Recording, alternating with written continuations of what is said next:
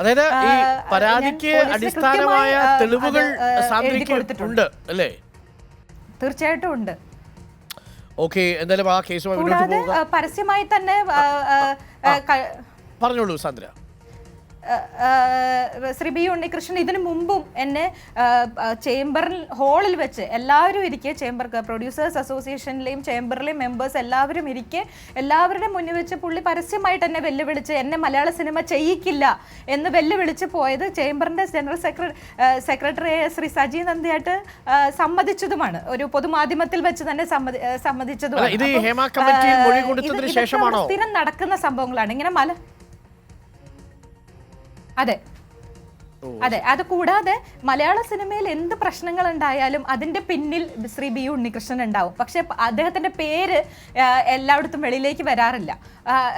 പക്ഷേ അദ്ദേഹത്തിന്റെ ഒരു സാന്നിധ്യം എല്ലാ വിഷയങ്ങളിലും ഉണ്ട്.